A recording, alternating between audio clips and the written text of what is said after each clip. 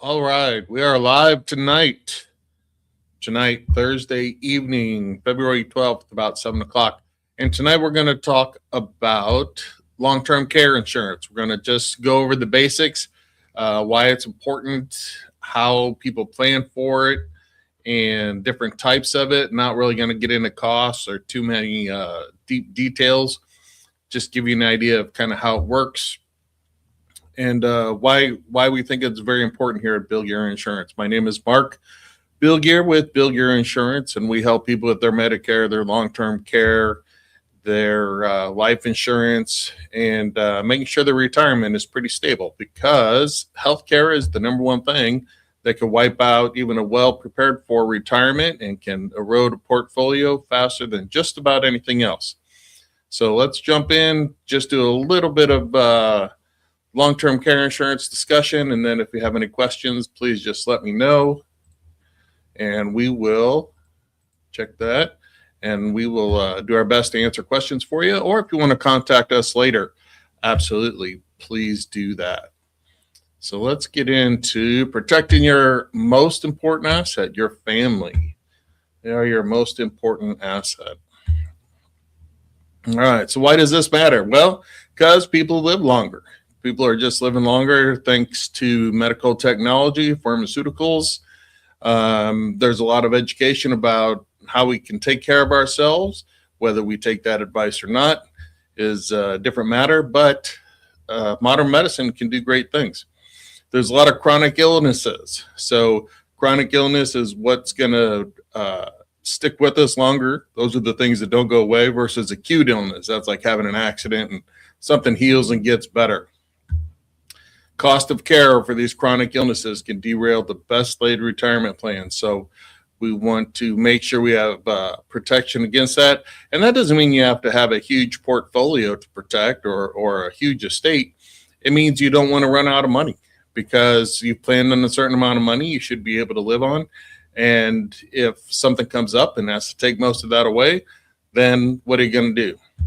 And also, I want to stress, this is not just about nursing homes. So many times when people talk about long-term care, they just assume that we're talking about a nursing home, and they have this terrible image of a little old lady sitting in a wheelchair, pushed face forward into a corner and forgotten about. That's not what we're talking about. We're actually talking about care, people being taken care of and getting to live, hopefully, in their community and with loved ones around them. And if not, then at least in the best situation that they can provide for themselves or someone else can provide for them too. So again, it's not about dying. It's about living longer than expected, which is happening to a lot of people. There's also, I'm going to touch on it a little bit more.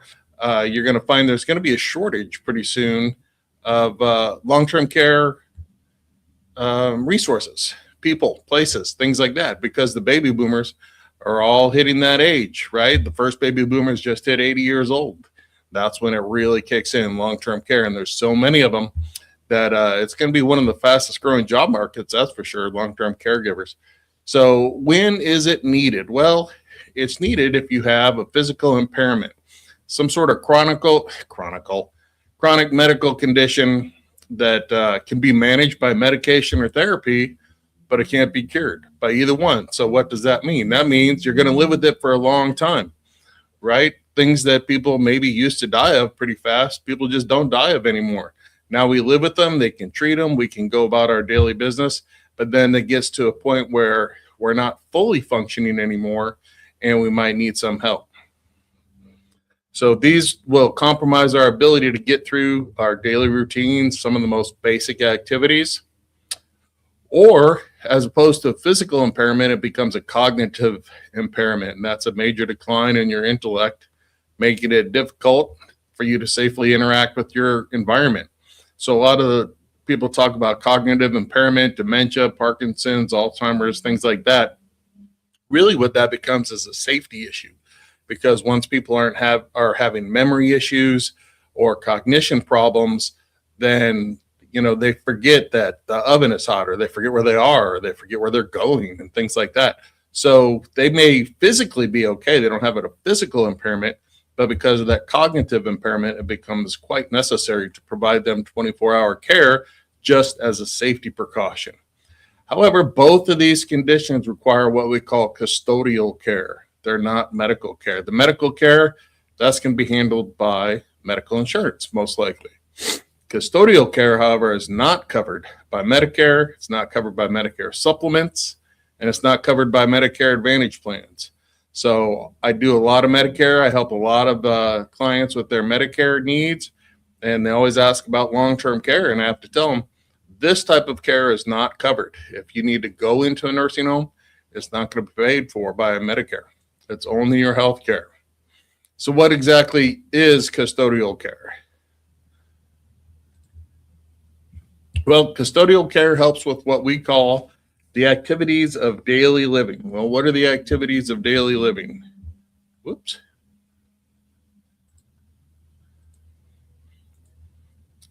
They are bathing, dressing, eating, transferring, toileting, and continence. So if you ever have trouble with two of those, doesn't have to be all of them, but it can't just be one of them. It's got to be at least two of them. Then you're probably going to qualify, if you have some type of insurance, to go on claim or turn that insurance on. Usually they're based around your activities of daily living, and those are the most common ones: bathing yourself, dressing yourself, feeding yourself, transferring. That's kind of a picture of transferring right there. It's getting from a chair to a wheelchair, or from a bed to a chair, bed to a wheelchair, things like that. Toileting, getting in and out of the bathroom on your own. Cleaning yourself, if you're having trouble with that, that's one of them, or just plain old continence issues. So those are the activities of daily living. That's what long-term care is usually based around. So where do people get help if they need help like that? Well, there's a couple of regular care settings. One is home care. So you want to stay at home, and honestly, that's what most people choose to do nowadays. If possible, they'd rather live at home, whether that means professional people come in and help them, they hire people, they pay people, or if they have someone in their family or a neighbor or someone who they go to church with, something like that. Quite often it ends up being a child, ends up being one of the children in the home. It often starts with the spouse, but if two spouses are both elderly, quite honestly, one spouse can't take care of the other. So I might touch on a few personal experiences here in just a second. Assisted living home, if you just can't live on your own anymore and there's nobody there that's going to be able to help you or spend that amount of time with you, helping you, you could go to assisted living where you live primarily on your own, but there are people there to help. A skilled nursing facility, if you need a little bit more help, an actual nursing home where they basically take care of you, make your meals, do everything for you. And then, of course, memory care, which is just another version, but it's geared towards people that have some of those cognitive issues. They may or may not have physical issues, but cognitive for sure. So what's the probability? I'm going to talk a little bit more about this. I don't have a lot of slides on it because you can find any statistic you want, quite honestly. So the probability that you'll find most often in any sort of search is that roughly 70% of people 65 and over will need some type of long-term care. And so I repeated some type of care. That doesn't mean they're going to live in a nursing home, doesn't even mean they're going to live in an assisted living facility. It means at some point in their life, they may need help with two of their ADLs. It could be recovery after some sort of major surgery or major accident, if it's going to last for more than 90 days or to a year or something like that. They may be using some of their long-term care benefits for something like that. So one of the other things is when you ask long-term care companies, people who purchase long-term care, honestly, about 50% of the people who purchase it. Now, that's 50% of the people who purchase it. Remember, a lot of people don't purchase it. In fact, most people don't purchase long-term care insurance. But about 50% of them end up having to turn it on. So what's your chance? Well, your chance is either 0 or 100% or somewhere in the middle. If anybody really knew for sure, this would be a super easy process to go through and make a decision. Generally, women will need care longer than men. If they need it, Men are a little less than 2 years. Women are a little closer to 3 years. Again, averages are, averages. Everybody's going to be different. Some of the longest ones have been going for 12, 13, 14, 15 years. The insurance companies have paid well over $2 million for these people. There's just no way of knowing. If we could know it, the whole question would be moot. And the dementia care, like I said, a lot of times if it's just cognitive and you're not having a lot of physical problems, then that can last multiple years, and that can become very expensive and very troubling for the family and all the people around who are trying to provide that care. Most long-term care actually begins at home. That's why I said we don't want to focus on a nursing home. We want to focus on care, because care usually begins pretty slow, and it usually begins at home. And I'll give you a simple example. Somebody is getting older and, they're still getting around. They're on their own. Maybe they're widowed, right? So it's somebody living by themselves.